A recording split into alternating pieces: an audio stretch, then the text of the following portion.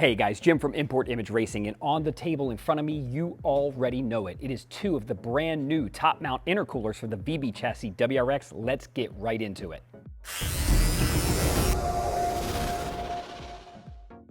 Already out of the box, these two are things of beauty. We've got the GrimmSpeed top mount intercooler and the Cobb top mount intercooler. Now, both of these are fantastic aftermarket units, but we're not here to compete them against each other, but we are here to tell you a little bit more about what to expect from each one of these intercoolers.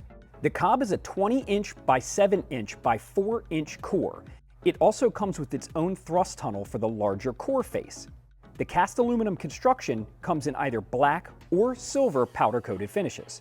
It has a single O-ring throttle body connection and weighs in at 16.6 pounds. Next up is the GrimmSpeed top mount.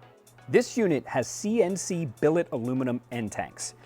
It comes in a raw aluminum finish and has a double O-ring throttle body connection.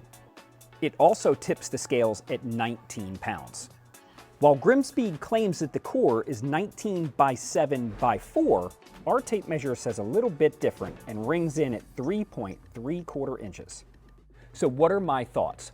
Both of these intercoolers are a substantial upgrade and a must-have for any performance enthusiast. Also, each of these intercoolers claim to be a no-tune upgrade, so you can start to enjoy your cooler air intake temperatures the moment you install it.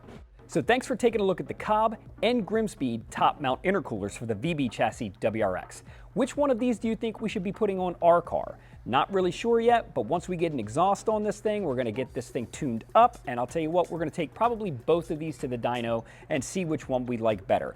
But for thousands of parts just like this and tons more, be sure to hit that like and subscribe, and like always, we will catch you on the next one.